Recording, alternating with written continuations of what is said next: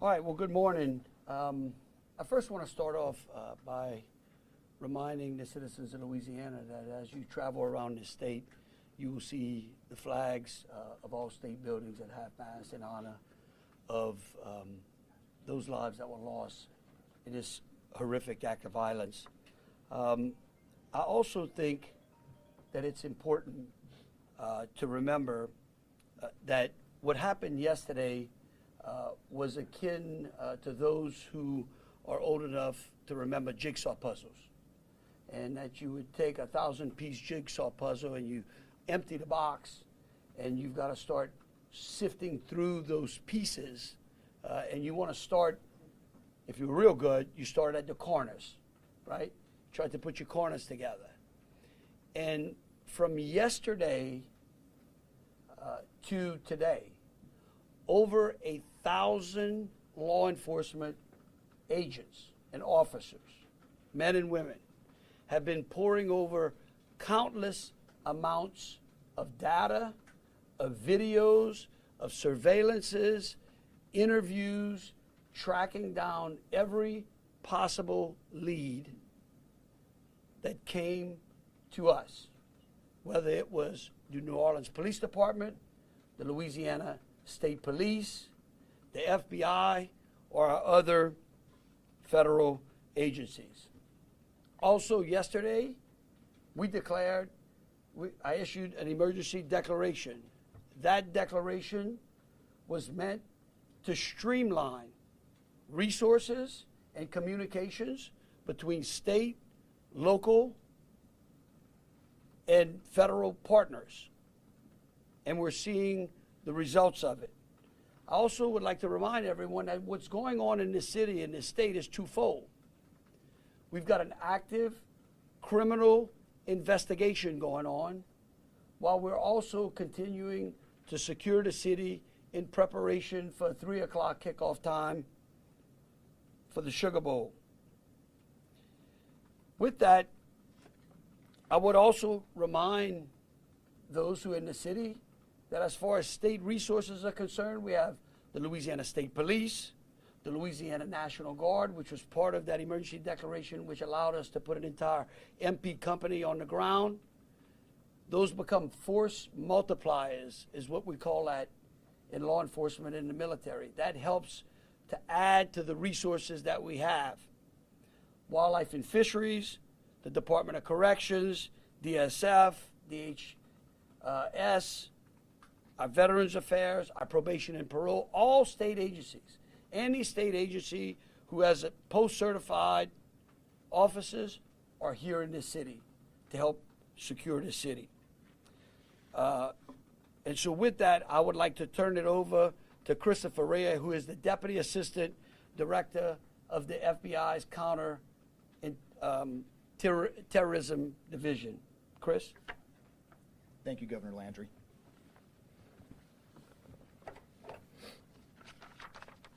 Good morning. I am FBI Deputy Assistant Director Christopher Rea. I'm from our Counterterrorism Division at headquarters. I'm also joined by Assistant Special Agent in Charge Alethea Duncan from our New Orleans office, who you heard from yesterday. I'm here to discuss not only the latest investigative information we have here in New Orleans, but I'll also let you know about other investigative activities outside of the state. I first, and most importantly, want to send our deepest condolences to the victims of this horrific attack and their loved ones. 14 innocent victims were killed in this senseless attack, and at least 35 are injured. We cannot ease the grief people in this community and across the nation are feeling at this time, but rest assured, we stand with you and in support of you. All the resources, and I'm going to go into that a little bit later, all the resources of the FBI are being focused on tracking down every piece of evidence, every lead, every interview, every potential lead we've got. While I won't be able to answer all your questions today, my goal is to be as forthcoming as possible with you on what we've uncovered so far. First and foremost, let me be very clear about this point. This was an act of terrorism. It was premeditated and an evil act. This was obviously a critical incident, and with that, lots of information and tips come pouring in from law enforcement, first responders, and the public. We have been aggressively running down these tips and information. As you all know, that takes time, and we will continue to do so until every lead has been followed through on. This investigation is only a little more than 24 hours old. So I ask you to keep in mind that as I go through some of the specifics later. But at this point, currently, and this is another fact I want to be clear on, we do not assess at this point that anyone else involved in this attack except for Shamsud-Din Jabbar, the subject you've already been briefed on. A little bit about what the FBI is doing. So we are surging people and assets to the area from across the region and across the nation.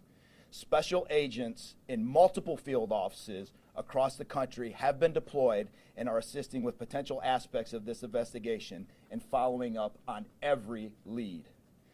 Additional teams of special agents, professional staff, and victim specialists continue to arrive to provide more investigative power and assistance to the victims and their families. We have also forward deployed a number of our critical incident response group assets, including members of our hostage rescue team, special agent bomb technicians, and crisis management coordinators. In addition, we have deployed more evidence response technicians to continue to process the various scenes that we have. So far, we have received just over 400 tips from the public, and that information is being followed up on both here in New Orleans and across the country. Some of the tips are here in New Orleans, and there are other tips in other states across the country that we are following up on. The FBI team and our law enforcement partners here are also reviewing hundreds of hours of surveillance and other video from both the French Quarter and other locations. As for a timeline, at this point, investigators believe Jabbar picked up the rented F-150 in Houston, Texas on December 30th. He then drove from Houston to New Orleans on the evening of the 31st, and he posted several videos to an online platform proclaiming his support for ISIS. There were 5 videos posted on Jabbar's Facebook account, which are time-stamped beginning at 1:29 a.m. and the last at 3:02 a.m. In the first video, Jabbar explains he originally planned to harm his family and friends, but was concerned the news headlines would not focus on the, quote, war between the believers and the disbelievers, end quote. Additionally, he stated he had joined ISIS before this summer. He also provided a will and testament.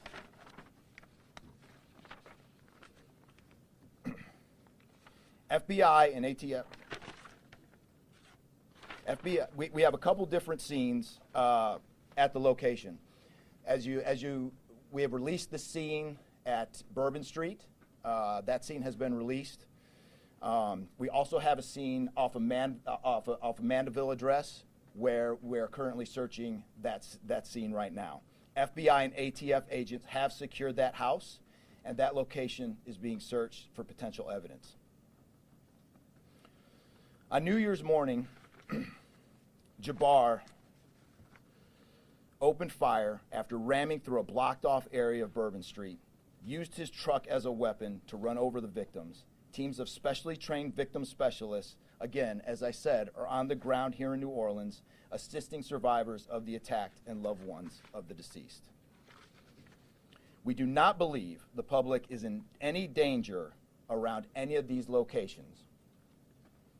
3 phones linked to Jabbar have been recovered, and digital media exploitation is a priority to see what is on the devices and determine if there are any other potential leads.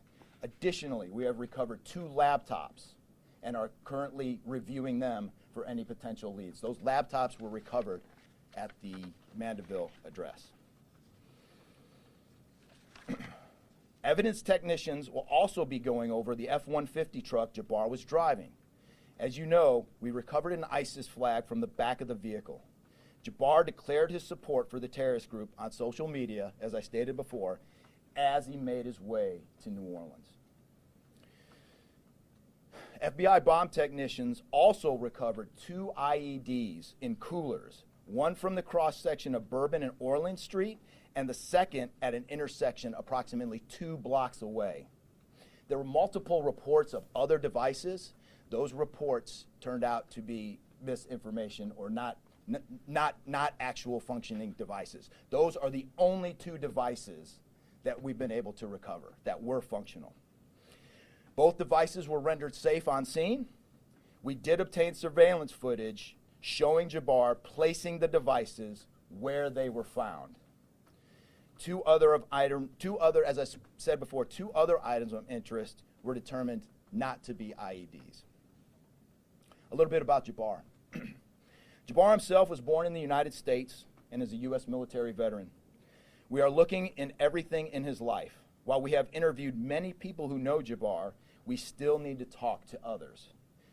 Whether you know Jabbar personally, worked with him, served in the military, or saw him in New Orleans or Texas, we need to talk to you.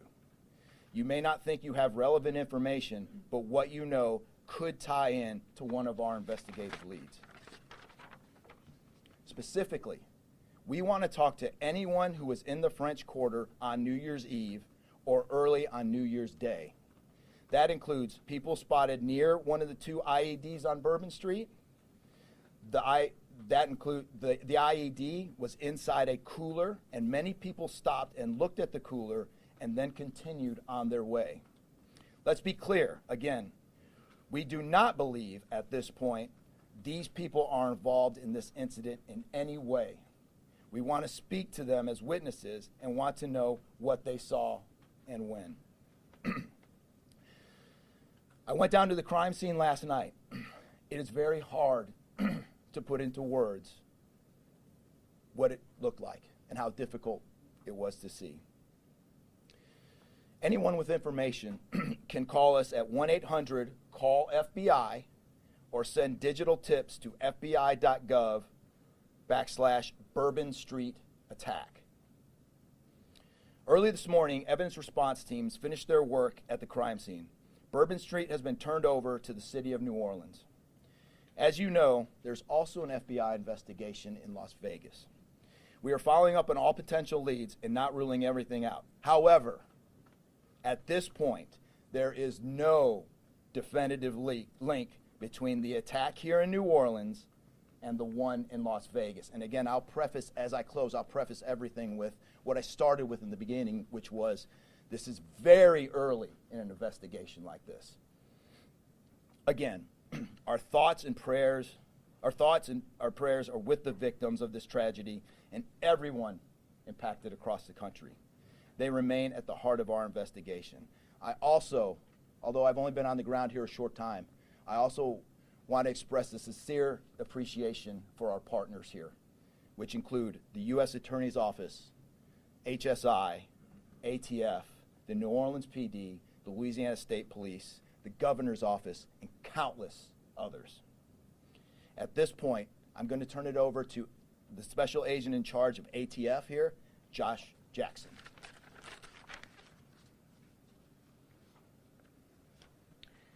Hey, good afternoon. As stated, my name is Joshua Jackson. I am the Special Agent in charge for the ATF New Orleans Field Division.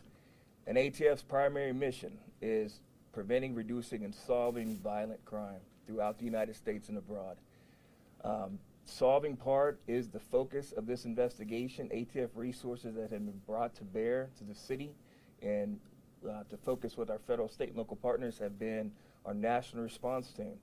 We spoke about the scene that's still being processed now. The national response team of ATF is a team of certified fire investigators, certified explosive specialists, fire engineers, electrical engineers. These folks will give us additional investigative leads to help the investigative team identify what happened at the location in Mandeville and identify how that fire started and move the investigation forward from there. Additional resources that ATF has brought to bear into the city is our ATF Special Response Team. This is a tactical team capable of handling any sort of enforcement operation. This team is deployed, on set, and ready for the Sugar Bowl today. This team is also made available to the Louisiana State Police and also New Orleans Police Department to assist with any efforts that they may have during this period. Additional resources, as the governor alluded to, he executed executive powers and had an emergency declared to where ATF was able to tap in to Emergency Support Function 13 resources. This allowed us to bring additional explosive detection canines so that we can safely sweep the city and safely sweep the Super Bowl in preparation for the game today. These resources will still be in the city as we lead up to the Super Bowl and through Mardi Gras. These type of ATF resources will be here. The last resources the ATF has brought to bear, and probably the most important one, is our victim witness coordinators. These folks come in and they provide resources to the victims and the family members that have suffered greatly during this tragedy. The entire city hurts, but the victims and the family members are in need of resources and care long after this investigation wraps up. This time next year to be hard for the families and friends who suffered during this event. So our victim witness coordinators are working with the FBI, the City of New Orleans coordinators to provide resources to these folks out here. And as we move forward, ATF will be committed. We will work with the investigative team moving this investigation forward, but also we'll be here to make sure the city is safe and prepared as we move into the Super Bowl. And with that, I'm going to turn it over to our mayor of this great city, New Orleans. Madam Mayor. Thank you so much. Well, good morning once again. And I just want to just echo my thank yous to the unified command of our law enforcement partners and at every single level, federal, state, and governor. Governor, thank you for your partnership. Yeah, thank you. I also want to thank the residents and the visitors of the city of New Orleans for your patience, for your support, and most of all, your prayers. Our hearts and prayers continue to go out to the victims' families, and the city of New Orleans, we're resilient. And as I stated on yesterday, my focus in terms of a priority has been on our victims. As you heard, that yes, the FBI was able to clear Bourbon Street. And what that meant also for me in this city was that we were able to remove our victims, identify them, and notify their families. Real reverence. They mattered, the families matter, and matter to the city of New Orleans.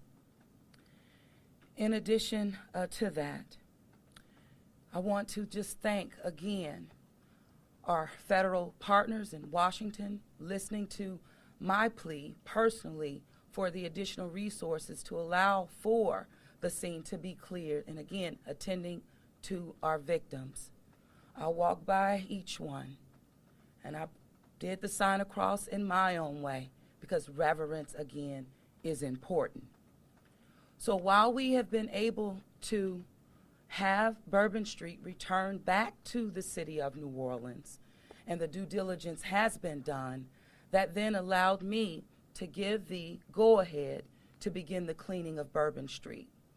That started happening in the morning about 2 a.m. It was completed before 8 a.m. this morning. But that has really set the tone, I would say, and with the confidence that I have in the law enforcement partners, all of the resources that have been activated, how we have made sure that safety continues to be our top priority, how our assets have been deployed strategically, again, for the safety and the protection of our visitors and our residents in the city. And because of that, the confidence is there to reopen Bourbon Street to the public prior to game time today. The first order will be to allow for vendors to come in and service the businesses. That's important in order for us to stand up activation, as you know, Governor.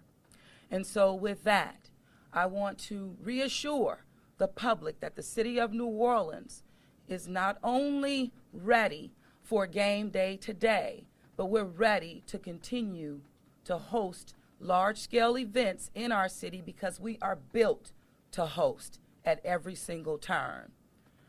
I want to, again, thank all of those who responded to the FBI's call for information and tips. As you heard, that has been useful. Continue to do that. The investigation is still active and absolutely under the FBI's leadership. We will continue to operate and cooperate as we always have. So I want to also thank all of our partners for the added resources for victim and crisis management. We know that that's, again, important. Working with our partner, the Greater New Orleans Foundation, we have set up a fund for our victims' families for not only today but into the future. As you heard, this is going to be a long process for our people. So with that, the city of New Orleans, and with all of my confidence, we are ready. And we could not get here, again, without the unified presence, support, and cooperation. We are stronger together. And I want to say, again, thank you so much. Thank you, Governor. So once again, the governor would like me to reiterate that Bourbon Street will be prepared for full activation before game time today. We know 3 p.m., so we're working towards 2:30 p.m. But prior to game time, the kickoff, Bourbon Street will be restored. So we're hard at work now. Our teams are now, and of course, working with our business community to serve our public and serve our residents and our visitors alike. Okay. In closing, I want to rest people assured that right now in the city of New Orleans, there is an unprecedented amount of law enforcement resources that are being utilized to close out and to hunt down and to finalize this investigation. I want to thank the FBI and all of our federal partners for the amount of resources they have poured into the city. This type of event can happen in any city. And that's the tragedy of it. And I think it's important for people to understand that to protect our citizens in America from evil, you have to crush it. You can't go out there and placate it. You can't go out there and say, oh, I'm going to put this in place and that in place and hope that evil doesn't show up on your doorstep, because it will. You have to crush it. And that's what we're going to do here. We're going to put it all behind us. We're going to continue to keep the victims, those that are in the hospital, either fighting for their lives or trying to recover, in our thoughts and in our prayers. But you know, this morning, and I don't want to single out just one news source, but I just happened to turn on Fox and Friends, and that was a young man who was interviewed, who was actually on Bourbon Street during this horrific act of terrorism. And they closed out by asking him, what now? And I think he summed it up. He said, look, we can't live in fear, because fear will paralyze us. He said, we come down to the city to enjoy ourselves and to entertain ourselves and to be with our friends and with our families, because that's who we are. Louisiana invented hospitality. The people in this city care for each other. And believe you me, we care about each one of the lives that were lost in this city and that. We will never forget them. But it would be a tragedy if we let their losses be snuffed out because of fear. This city will be back. We will be open to family and friends and loved ones who want some time to relax from the pressures of life. And so today, we're going to have us a sugar bowl. We're going to enjoy ourselves. We're going to keep those, again, who have lost loved ones in mind. and we're going to get on to the business of this city and this great country. With that, I'll take any questions. Governor, this is for you and the assistant director. The message has really changed since yesterday. Yesterday, the FBI said that people should be vigilant, that he did not act alone, that he likely had help, and now you're coming out the very next day and saying he was a lone wolf, everything is safe, the game moves on, everybody have a good time. How can you be so sure just 12 hours later? Well, we're going to bring him up, all right? But here's what I want to remind everyone. Like I was a deputy sheriff, right? I worked in a jail. I worked on the street. I worked on the interstate. I served warrants. I can tell you. Look, in today's world, I get it. Information, we get information like that. Everybody lives in a 15-second TikTok video. We think that life operates like it does on our phones, and it just doesn't. Information changes. In fact, that's why we ask the media for patience. We get information, like I said, no one dumps a 1,000-piece jigsaw puzzle and puts it together in 5 seconds. Okay? And what I would tell you is that I appreciate the fact that what we did was we're under-promising and over-delivering today. And I think that's important. And I want to remind something. Look, because over the last decade, law enforcement has taken it on the chin, unfairly.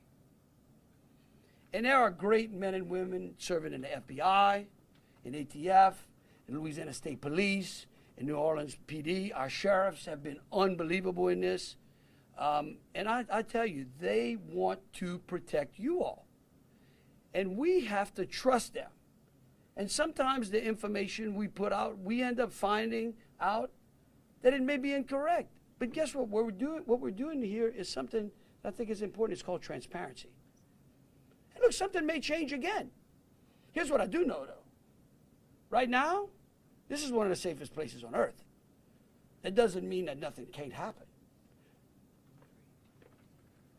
Thank you, Governor. And to echo exactly, I think the governor put it eloquently, as Khabib said. In a lot of these instances, I also had the opportunity to deploy to Boss Bomb, and I will tell you this is almost carbon copy to Boss Bomb as far as the inaccurate reporting that comes up. And what the governor said is we want to be transparent with the public. Years of the FBI not being transparent, we're being as transparent as we possibly can. Unfortunately, as we're being transparent, unfortunately for that, there is some information that we have to go back and recorrect. And in this particular incident, you heard the resources that we've brought, that the other state and locals have brought. We've had 24 hours now to go through media, to go through phones, to interview people, to analyze those videos, analyze other databases. And after all of that, there's been hundreds and hundreds of leads done just in 24 hours. We're confident at this point that there is no accomplices. And I'll give you an idea of how that information sometimes a lot of the early reports came out that there were extra people that were setting the coolers down, right? It turns out those were just patrons on the street that were looking inside the coolers, right? Well, we didn't know that at first, so we had to kind of track all that down and put that to rest. So that's just an example, one of the pieces of information, but there were other pieces of information that after we got our feet under us a little bit and on the ground here, we were able to put together a much more accurate picture of the subject and his attention. The updated death toll, we just wanted to double check. Yes. 14, not 15? Yeah. Sorry, 14, and then the shooter himself would be 15 total, to include the shooter. And the 15. question is, The IEDs, were the IEDs pipe bombs, and have you discovered a remote detonator anywhere? And when you said that you have surveillance footage of the suspect planting those IEDs, what time roughly were they planted? Yeah, those roughly a couple hours. I don't have the exact times in front of me. A couple hours prior to the attack, probably after midnight. I want to say 1 or 2 in the morning, but I can't. Left the area and came back. Correct. That's our assumption now. I mean, we still have a lot to work through. We're getting more surveillance video and everything else, but that's the assumption. Was this where the these same being as sweeps Vanderbilt being done on Bourbon Street? Would there have been canines out on New Year's Eve? Would there have been bomb sweeps done? Look, I as part of think- the regular I thi- precautions? Let me just say this, and either Joe or Rob will correct me. Look, a bomb dog doesn't operate like a drug dog, right? On Bourbon Street, there's a lot of senses, right? A lot of smells. I don't think you can run a bomb dog down Bourbon Street with thousands of people there and be able to sniff out a bomb. What we've been doing, what they have been doing, is certainly a complete sweep of the quarter because of the limited amount of traffic that's been out there. Let me just say this. I think this may help. It would be my hope that as some additional time goes through, maybe closer to maybe the beginning of next week, we will, if we've got it to what extent buttoned up as we could, I would work with the FBI and the city, and maybe we can come up with a timeline to be able to get you those information, kind of walk everyone through from day one through. I think it's extremely premature, and you're really putting us on some speculative grounds to ask some of those questions, because again, it's only been 24 hours. I mean, can you imagine how far we've come in 24 hours? So, oh, we'll go one at a time. Being done to make Bourbon Street safer tonight than it was New Year's Eve? Are temporary bollards being brought in to block off the street, and why weren't those used on New Year's Eve? Well, look, here's what I'm going to say. Every time some bad guy does something like this, there's what we call an after-action review. Because again, nothing is 100%. We have reinforced the area. We have deployed some additional types of assets. I personally, it's up to the city or other, I don't like to give specifics because I don't like to tell the enemy what we got. But I can tell you we're in better shape than we were before. We have time for two more questions. Can you speak to the Mandeville scene? Say- Can you speak to the Mandeville scene? And then we'll go to you. Some neighbors at that site told us they smelled smoke early in the morning. Was there a fire there? Any kind of burning happening? Yeah, Do you great. still believe that fire happened after the suspect was killed? That's correct. Yeah, I'll move to 18. I do want to address the suicide vest question. I want to kill that one right away. Okay. There was no evidence that the subject was wearing a suicide vest at all. So I will turn the Mandeville stuff over to ATF. As to the fire at the Mandeville scene, so our working theory now is that the fire started after Jabbar was already deceased.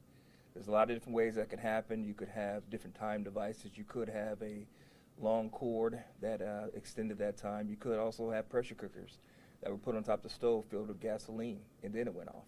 There's a lot of different ways to do it, but that is why our ATF National Response Team is here to answer those questions and get that investigative lead back to our team. So more to come on that. We're still processing that scene. We're out there right now. Are you able to assess what type of How he became radicalized over all of this time? What brought him to Bourbon Street? Do we understand was there any international travel involved? What led him down this path to this sort of radicalization? Sure, a lot of questions we're still asking ourselves. We know that he specifically picked out Bourbon Street. Not quite sure why. I mean, I think one can assume that it was lots of people New Year's Eve, with a target for an attack.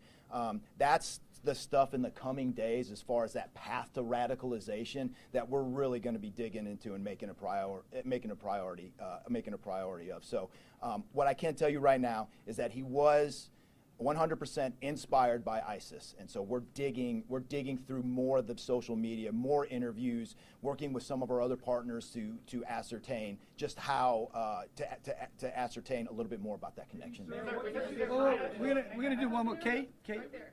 You've had your hand up for a while. Yeah. Thank you, I appreciate it. Yeah. It's actually for Special Agent Ryan. Sir, I prefer those. I'm not sure.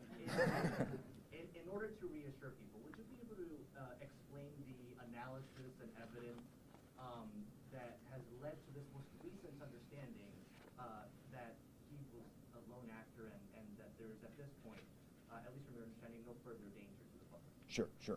I think a lot of that, multiple interviews, the hundreds of interviews that we've conducted so far, the social media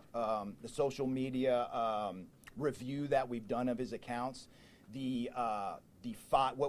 by my count now, the 5 devices we have, the 3 cell phones and the 2 laptops, been able to initially triage or go through that, and there is just nothing to indicate through call records, through anything on those devices, through interviews, through anything in our systems that he was aided in this attack by anybody. And again, I have to caveat, like the governor said, this is 24 hours into it. And that could change, but right now we've got a much better picture and much more confidence on what we were dealing with than we were just 24 hours ago.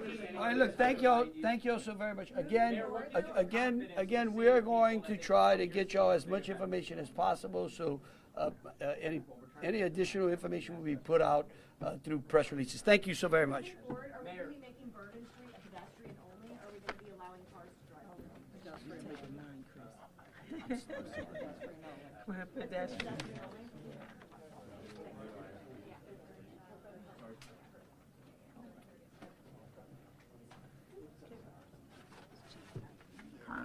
No, you good? No, I'm good. Yeah, yeah. Take it. No. I'm giving them to the handler.